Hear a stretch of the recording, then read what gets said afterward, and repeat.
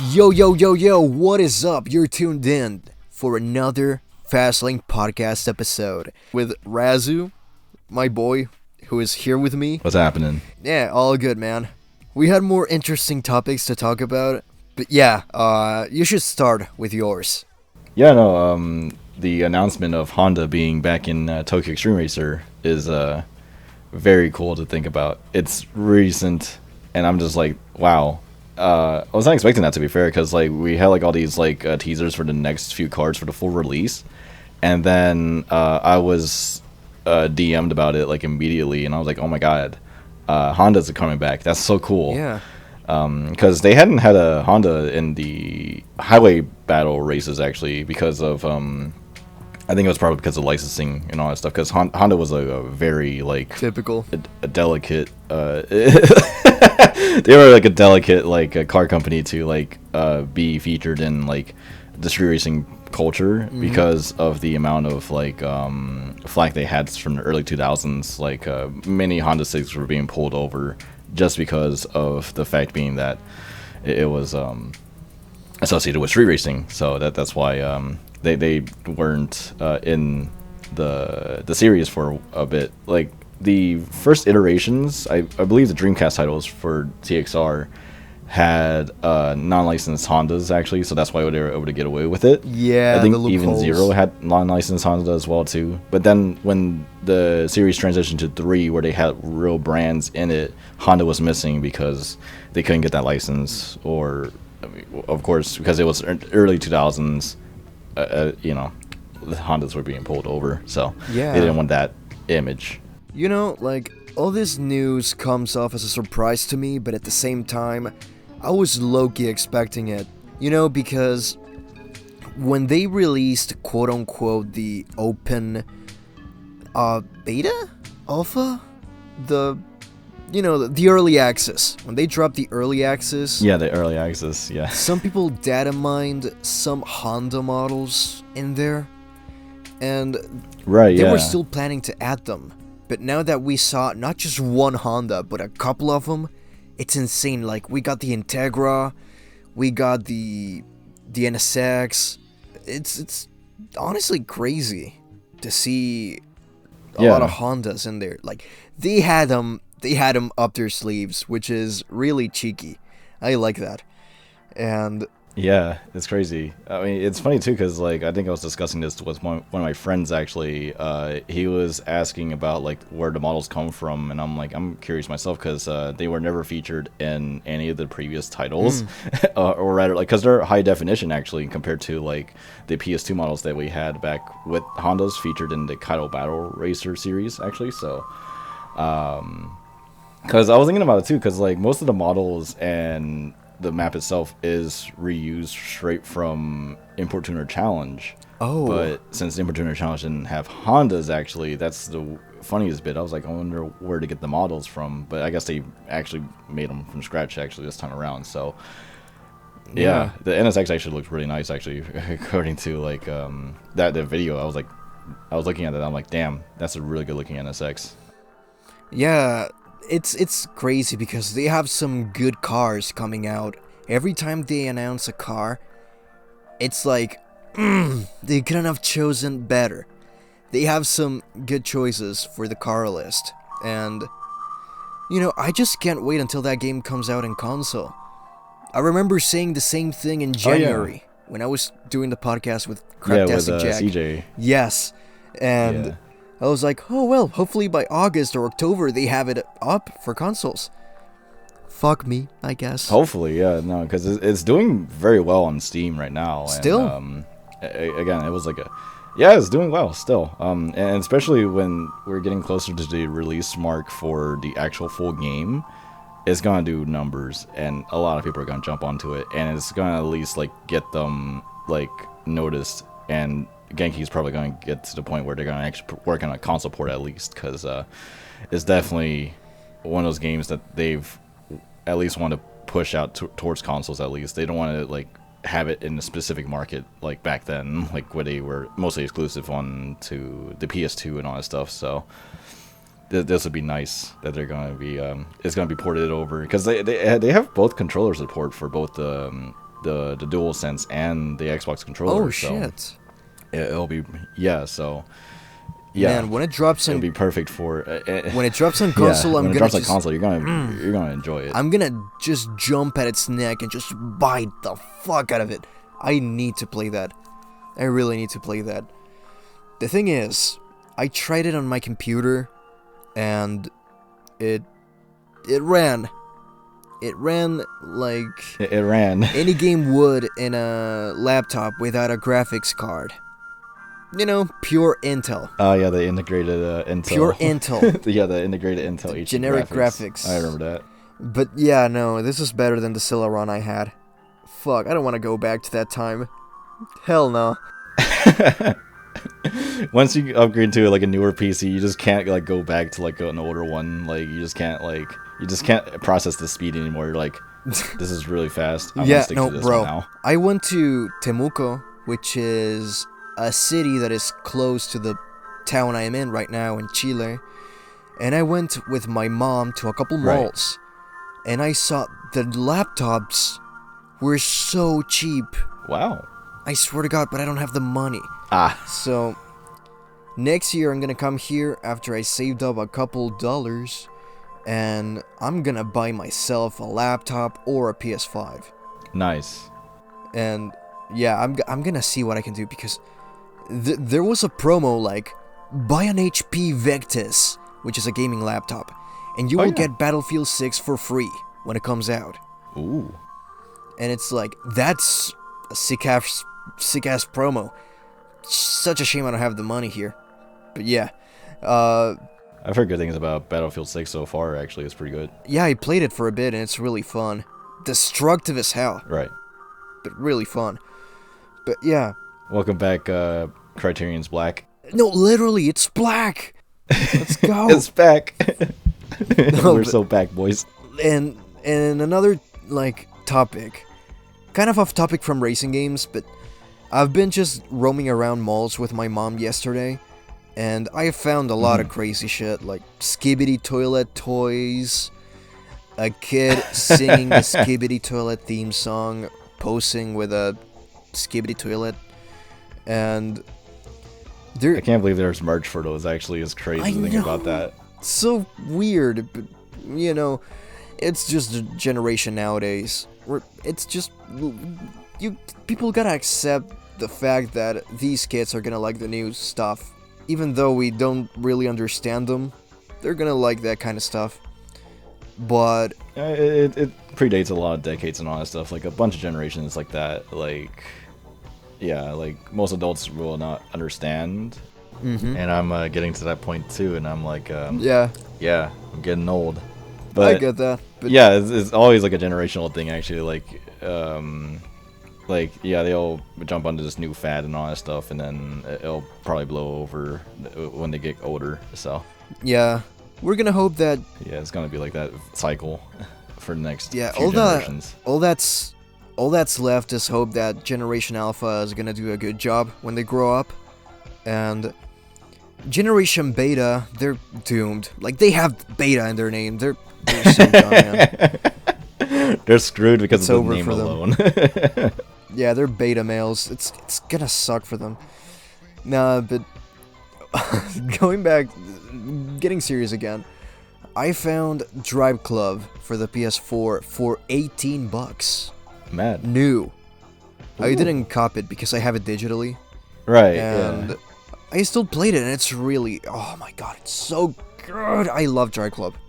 Yeah, it's one of those such a games good that, like, a lot of people didn't like it as much back when it first released. I mean, it was because of the online and all that stuff, but it had, like, a rocky launch, from what I've heard. But, yeah, I know. Like, I got the game, like, maybe later, like, around 2016, so it was, like, 2 years after its launch. And I thought it was, like, a really nice game, because it really felt like a spiritual successor to, like, PGR, actually. Yeah, it does feel like that. Wow. I need to get into that series because that's the series I want to check out since the conception of Xbox. So Same. Yeah, I gotta check that one out. No, same. It looks like it's a quirky game. It's interesting. I played a bit of 4, and it's really good. But what I was gonna say is, Drive Club has some beautiful scenarios. I mean locations to race in, you know? Yeah, it's got like a really nice location like selection actually. Like, I mean, of course there's like Japan, but like it had like other locations that aren't like prominently featured in like most racing games. Because it had like India, Canada actually. Like, I'm sure there's like a few Canadian like tracks and layouts in like other racing games, but I think the way that they did Canada in Drive Club is really nice because it's all like scenic and all that stuff. While there's also, of course, like India, as you mentioned as well too, because I don't think I've seen a racing game that has India as like a location. Scotland has been done before. Well, Horizon 4 actually takes place around there. Mumbai is from India, right? It has to be. I'm no geography expert, so. Well, if Mumbai was in India, I think it was in Asphalt 3. Right. It's such a stupid fact, but I think India was in Asphalt 3.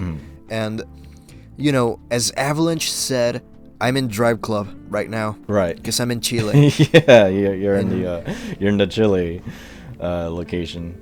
Yeah, they have some interesting locations in there.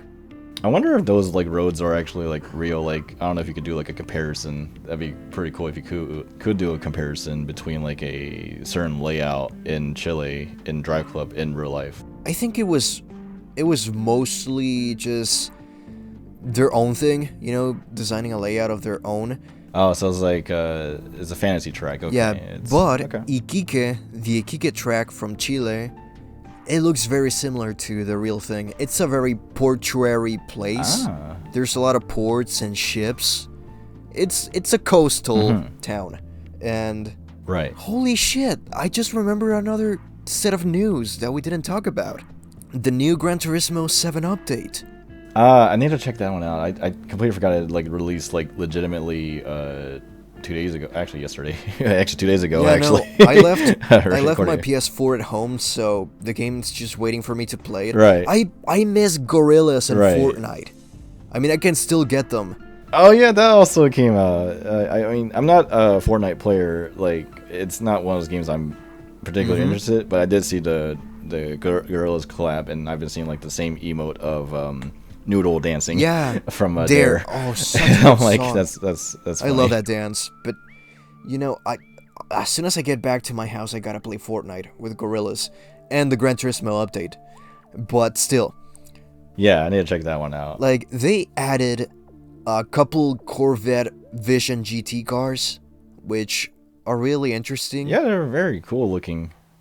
I like the design. They look really cool. Opel is coming back. Yeah, Opel is coming back, actually. Yeah. But as a visual Gran Turismo, I know like a bunch of fans are going to be like, oh, it's something like Calibra or any other Opel like that they want to have. But it's a visual Gran Turismo. It's like a step in one direction at least. So at least Opel is coming back as a concept car and rather than a production model that most people kind of like latch onto. But who knows? It's fine. It might actually open up doors for the next few cars or something like that. So we'll see how it goes. That's the thing I was gonna say. Maybe like this Vision Gran Turismo thing is like, okay, we're gonna add more cars then, something like that, you know? Yeah. And we got the Avantime. Yeah. It's back. The classic from like the previous entries. Actually, it never had a premium model until now. I'm actually genuinely surprised that they actually put that one in. I was not surprised. I was not expecting that in the car list, but it's there and it's niche and it's very Gran Turismo. So I'm glad that it's actually. I love the wraps they were making with that car, like turning it into the Escape from GT. The Espace F1. Yeah, the Espace F1 from Gran Turismo 2. I saw that one. I immediately shared it. I was like, I called it immediately. And then there was like a bunch of people making it look like the one from the Top Gear episode, actually, where they featured that car. And I'm like, oh my god, yeah. I saw a recreation of the Most Wanted 2005 cover with that car. Oh yeah, I saw that one too. That one's funny.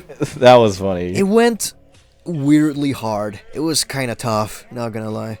And then the last car, which is the most impressive of the bunch, the Afila. Yeah, that one's Anyways, car of all time. yeah, didn't they have an Afila that looks exactly the same as it's that the one? concept. Or am I Yeah, it was the tripping? concept actually when they added that one in. I forget which update exactly, but it was definitely the concept one because it's not a production model. And then the one they have here, Oh, so yeah, this this one's the is... production model. Is there any difference, like the FT1 and the Supra? Not that I know of. Yeah, the concept Supra they showed and the end product. I don't remember if it was Yeah, it the was the FT1. FT1 actually. The FT1 is the super Yeah. successor. And then the Super came out, and we just kind of like got shafted in that regard. Because the FT1 had like the FT1 had like a lot of things going for it. It had active aero, like the rear actually looked really nice. I'm kind of iffy about the front's design, but even then, I still like the look of the FT1 over the final production model that is the Supra. That was definitely... I like it. Yeah, it's definitely It's a alright. car that is polarizing to say the least. Actually, I know there's a bunch, maybe a handful of people that actually do like the Supra, but for me, I'm just like, it's a car that's not really growing on me as much, but I can kind of appreciate that they went out of their way to actually make a new sports car at least, even though it's building off the same chassis and interior as a BMW Z4, but it's all game. Yeah, like a car that I really digged, that I really liked as a successor was the Nissan Z. The new Oh Nissan yes, Z the is new beautiful. Z, yeah. I like it. It's really nice because like it's way better looking compared to the 370. Because Oh, yeah, no, I have like this weird take actually because the 370Z is the odd one out. Like it's still like 350, but yeah, it wants to go something different. But the styling looks aggressive at the same time looks cheap. That's kind of like the issue I have with the 370Z. Like I look at the car and I'm like I can see the vision. I like the styling. At the same time I don't because it looks kind of cheap. So it's like that weird like mix in between. But with the new Z actually, that one I like the look of it actually. It's weird considering that I was kind of turned off initially at first. But then I looked at it more, and I'm like, you know, it's growing on me a lot more than I anticipated. Actually, with the front end looking more closer to like the original like Fairlady design. yes. Yeah, I really like that. Yes. As well too. And then the rear taillights having more closer to like the 300ZX like style, and I'm like, oh, that's really cool. Oh, I love that. I love those little design cues. They're really cool. Yeah, like it had like the entire like Fairlady like feeling of it. I'm like, yeah, you know what, this one actually looks really nice, and I like the look of it. It's better than the 370. I'm not gonna lie. Now that we were talking about Japanese cars, I think it's time we hop onto the last topic of this episode. I talked about this with Avalanche, Right. but we can still talk about this. Yeah. It's Forza Horizon 6 reveal next month. Oh yeah, in the Tokyo Apparently. Game Show. Yeah. Well, yeah, the rumors and all Yes. that stuff. We still don't know what the location would be actually, honestly. But the hints and the basically most rumors, especially the development team taking pictures of K cars, is getting closer to that Japanese like vibe. But it'd be funny if they blue ball us. Actually, I'm not gonna lie. I know it will set a lot Yeah, of it's people gonna be on in fire, Malaysia actually, or but something. yeah, no, it will set like a lot of people on fire if it's not Japan. And it's kind of like funny considering that we're getting like that Japanese like theme like resurgence in racing games. Like not just, I wouldn't say AAA, more like in the AA indie space actually, because we had Tokyo Xtreme Racer, Asuka, The Ascent. Oh, Yeah, and then JDM Yeah, I forgot about Driftmaster. that game. That one, yeah, it's like there's so many games in that like Japanese setting. I mean, the exception I can say is TXR because it's Tokyo Xtreme Racer, so it's got to be in Japan. Yeah. But the rest of the games, they just kind of like feel like that. That what they want to do, jump on that niche. Like that, a lot of people that it's that one niche that I'm like kind of iffy about. Like I do want to see a game set in that like area because it is nice looking and all that stuff. However, at the same time, it's like there's so much demand for it. There's actually so many games that are actually in that like location, and it's gonna probably like saturate the market the same way as how racing games had been going since the early 2000s. Actually, there were so many street racing games that you just can't like handle them all, and then like now it's like before this Japanese like vibe going on, actually it was all festival racers, and I'm like, holy crap, there's so many festival racers. Why is there so many festival racers? Oh my god, yeah, you could feel that. You could feel that. Yeah, so now it's like we're gonna go to Japan, and I'm like, oh my god, I don't want this to happen.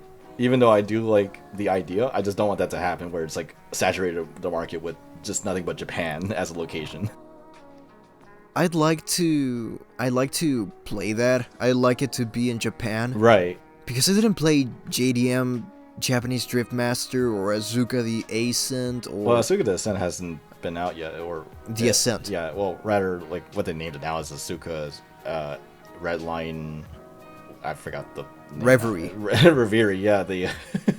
Well, I don't get why they renamed it that. What the hell? That was a weird rename. It was okay the way it was. Yeah, it was fine. Like with Asuka the Ascent, I'm like, that's a title that I'm looking forward to. It's like now it's like Asuka X Red Line Reverie, like as if it's like a collaboration with something, and I'm like, I don't know anymore. That was so dumb. It threw me off. But then there's also Japanese Drift Master, which I've only played the Rise of Scorpion demo. It was poorly optimized, actually, but... Oh, fuck. That's why I'm like, I guess if I want to play this game, I'll probably grab it on console, because it was poorly optimized on PC. So I was like, I don't know, man. But it's one of those games that had, like, the, that feeling where it's like... It feels like it's too late in that market, because a lot of people really wanted the Japanese like location since I would say 2017, and Japanese Drift Master feels like that one of those games that just is way too late for that party. So yeah, I still appreciate that they still put it out there, but at the same time it's like, yeah, you're way too late, but it's fine. Better late than never, you know? Yeah, but at this point to me, is really obvious that they're setting the NES Horizon Festival in Tokyo. Supposedly. It's really obvious to me. Supposedly. We still don't know yet. If it does get revealed, yeah, I'm not sure. But if they show it next month, and if it's not in Japan... a lot of people are gonna riot about that, actually, and I'm not gonna lie. I mean, I would riot too internally, but like at the same time, like, I don't know. I'm gonna be alright, but listen, I'm gonna make a bet here right now, live on the podcast.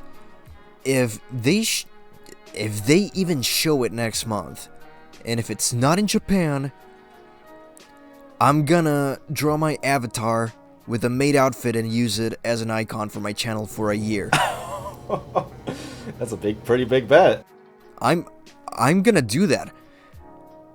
Yeah, if it's not in Japan, then I'm gonna have to do that. And if it's in Japan, then I'm safe. You better hope it's in Japan. I fucking hope. I put my life on the line for this. I put my whole life on the line and my reputation with 2,000 subs. And 25 subs in this podcast channel.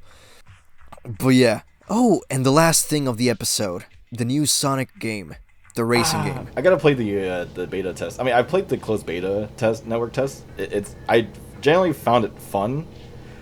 But I actually did download the open network one. Actually, I gotta play that one probably later, actually tonight, and see if there's any like differences between the closed beta. But then again, it's probably still the same final product, actually. But I imagine. Oh my god, like the amount of like dialogue posts actually that popped to my feed. I've had the same one pop up 7 times. Actually, it's the one where it was Rouge and Sonic banter that popped up 7 times. I'm like, oh my god, is that big? Like, holy crap, that's funny. I'm actually sad, bro, because I'm not gonna be able to play the game.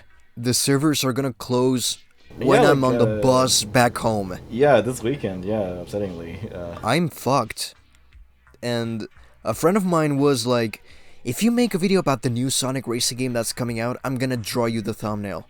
Ah, right. I'm so sad. But I did enjoy playing it. It's really fun. Like, it's more just like you pop in and play just for a session or two, and you'll just have a fun time playing it. It's just, yeah, I just really enjoyed playing it. It's fun. Yeah, it looks fun. But yeah, I'm gonna be able to play it one day for sure. Yeah. When I cop it. But well, I think that's all the news that we have for today's episode.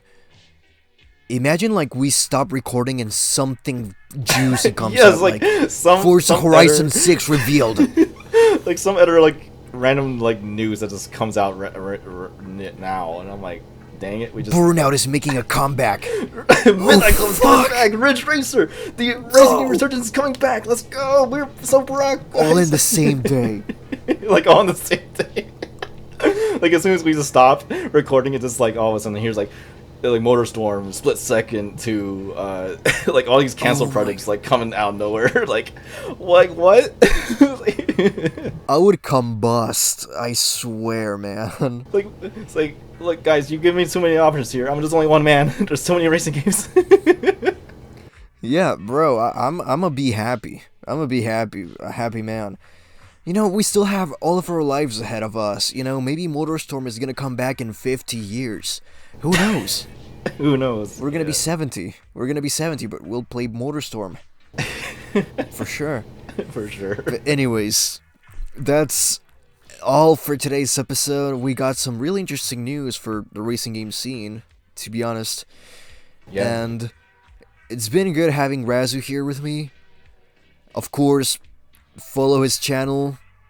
Go check what he has out there. And make sure to subscribe to his channel and watch his videos. And do the same with me, of course. Subscribe to the podcast. Sons of bitches. Or else. Nah, but, or else. But yeah, thank you for watching until the end, and thank you, Razu, for being here. Thank you for having me here. I enjoyed talking and yapping and all that stuff. It's great. It's been amazing for sure. But anyways, thank you for watching, and I'll see you guys in the next one. Bye-bye.